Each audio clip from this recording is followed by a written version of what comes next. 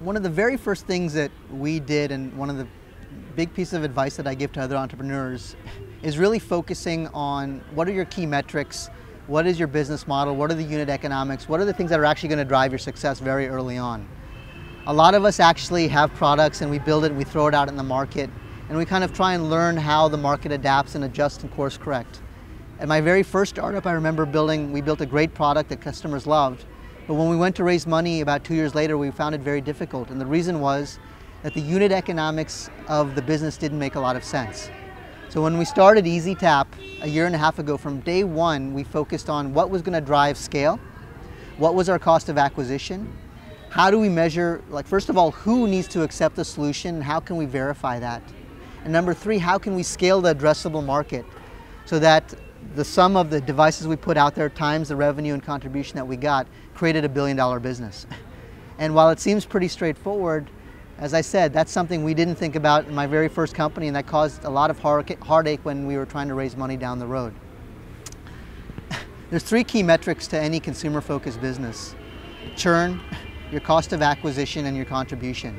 And if you get your arms around that and create a business model and a strategy that's tuned to optimizing that, then you're actually going to have a compass and a strategy that doesn't need to be course corrected, and hence you can run very, very fast.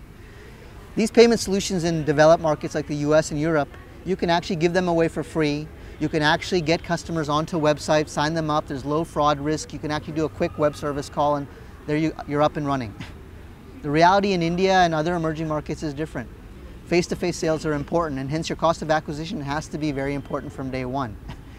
Number two, you don't have a addressable market that's very web-centric. You have higher fraud risk, so you actually need to think about partnership models and scale. So once we knew that, and we knew that we had to maintain our cost of acquisition, we knew that we needed to go for a partner strategy instead of a direct strategy from day one. And hence, from day one, we spent all of our time selling to banks, selling to enterprise customers before we ever launched the product. Once we knew that we had enterprise customers signing up to our product, we could go to banks, and banks were willing to sign up with us. So we had all of our partnerships and sales pipeline in place before the product was actually technically released. It was very important because it told us what our contribution and revenue model would be. It had us up and running the day the product was launched with distribution channels, and it helped focus us very much and allowed us to move very, very fast. The third component is global expansion. So while we tune the model for cost of acquisition, revenue, partnerships, distribution in India, from day one we wanted Ezetap to be an Indian company that was a global leader. We were not trying to build an Indian company that's just focused on India. And I think we're at a point in time, and I'm proud to say it, that Indian companies really can think about testing a model here in one of the toughest markets. And then when you go to the Philippines or South Indonesia or Africa or Kenya or Middle East, it'll actually be much easier because your model, not just the product, but your business model is replicable. And by contrast, companies that have come up from the US and Europe actually have very little chance of succeeding in these markets for those same reasons. So this is a unique opportunity for Indian companies to dominate Southeast Asia and these type of emerging markets. So Ezetap from day one was not supposed to be an Indian payments company, it was supposed to be an emerging markets company. So we were also looking at how do we always get ready to scale this model. So once we had a model that worked with banks here, we wanted to test that we could launch in one other market, not 10, but one.